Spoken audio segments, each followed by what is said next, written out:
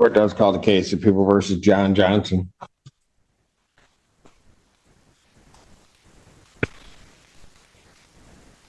Good morning. Is this the public defender, Lauren Perny, on behalf of Mr. Johnson? Mr. Johnson, can you state your name for the record, please? John. This sentencing hearing starts like a routine formality, but it quickly turns into a brutal reality check. When probation, honesty, and alcohol violations collide, judges don't guess, they calculate.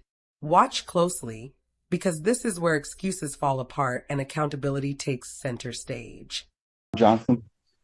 Your Honor, today is the date and time scheduled for sentencing. I did speak with Mr. Johnson. I did review probation's recommendation. We do ask that you adopt probation's recommendation. He additionally did complete his assessment yesterday.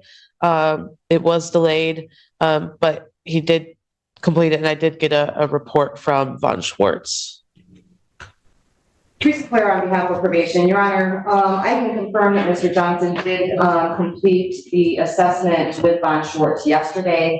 I got a copy of that emailed to me last night. I do have some concerns about Mr. Johnson's honesty when he was answering the questions at Von Schwartz, given the report that I breezed through. I haven't had a chance to look at thoroughly to give a recommendation. At this point, Your Honor, I guess I would ask that Mr. Johnson be remanded and that we adjourn sentencing to February 28th. That would give me a chance to take a look at that, and it would also address his bond violations. There's been continued use of drinking while on the sober link. The court did get that report on the bench warrant was issued, so the case is currently on bench warrant status as it is. Anything you want to say to that particular recommendation? Your Honor,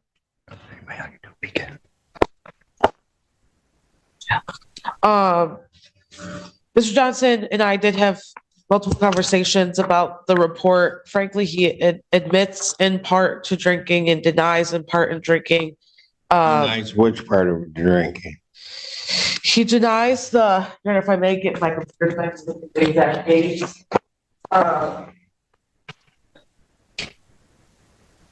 He admits that he drank on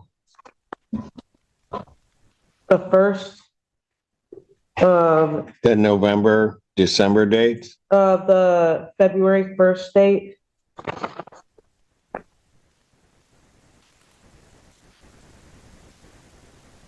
So he admits to those.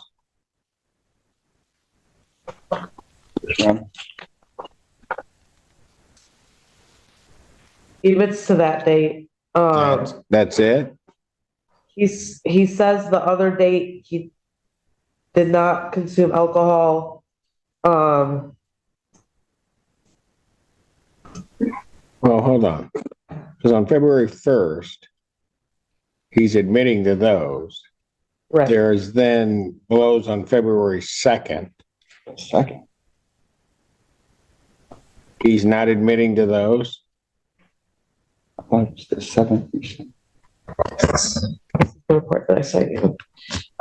He's not admitting to the 2nd or the 7th. He says that he did not consume alcohol. The only time he says he consumed alcohol was on the 1st. And again, it's the explanation in the report. I was hoping that. Well, the explanation in the report is relevant to the court. Right. That's why he says he consumed alcohol that day. He says he did not consume. So hold on, just so that I'm clear on this. He's here on operating with blood alcohol, with a high blood alcohol content. I give him the opportunity. He's released on a sober link, violates the sober link, right? Yes. Gets mad and then drinks. He says that he was mad because he did not drink alcohol that day. He drank Robitussin, but then did have Which date he drank Robitussin? Says on the 26th. I'm sorry, on the 25th, there's a positive blow. The first one being a 0.028. He told the agent that he drank cough syrup. And then on the first, he also had a positive blow.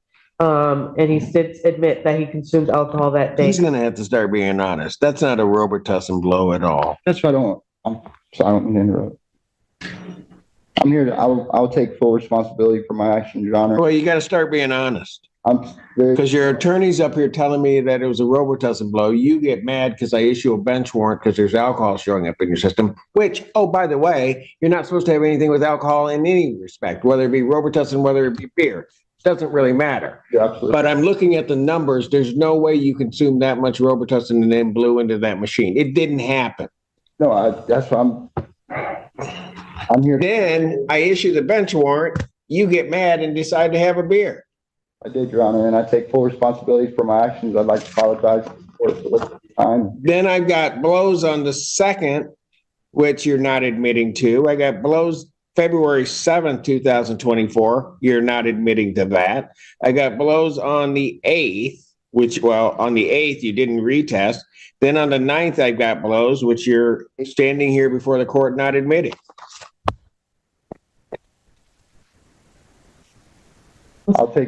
I'll admit to all of them, Your Honor. I'm not sitting here trying to blow smoke up the court. I'm here to take responsibility. So you can do whatever you want to do, but I'm just trying to figure out what you're admitting to.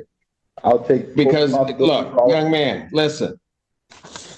You want to play a game with me, I'm probably not the judge you want to do that with. Sure. So you should probably talk to your attorney. Do you have the full report, Ms. Farney? I just got from Ms. Pilara the 9th and the 10th where he did not retest.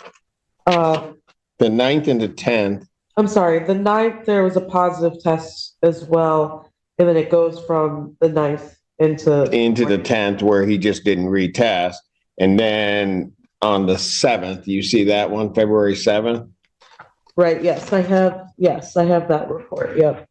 And on the 2nd, there's additional blows on the 2nd of February where alcohol comes back.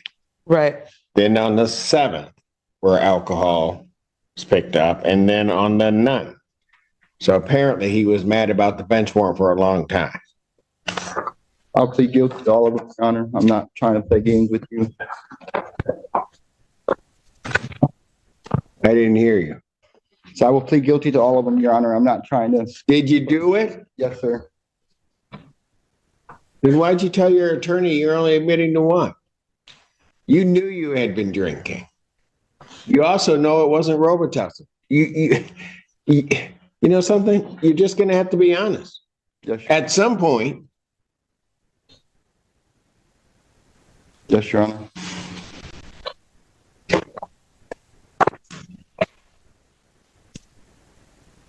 what's the next sentence in there?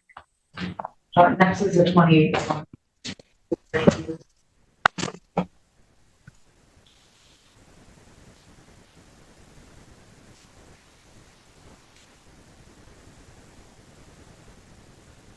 That's in a one. Yes.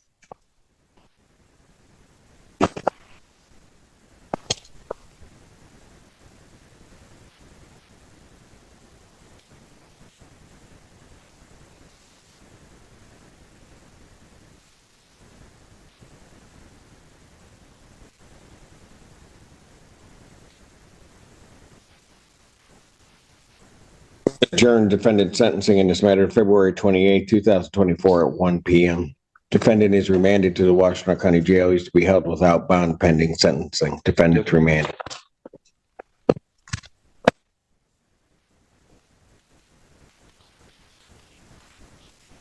That's it till 10 o'clock. That's a wonderful way to end that. And that's the cost of half-truths in a courtroom. What began as sentencing ended with handcuffs, no bond, and jail time, all because honesty came too late. In court, the truth isn't optional, and judges can see straight through the smoke. Do you think this outcome could have been avoided? Let me know below and follow for more real courtroom breakdowns.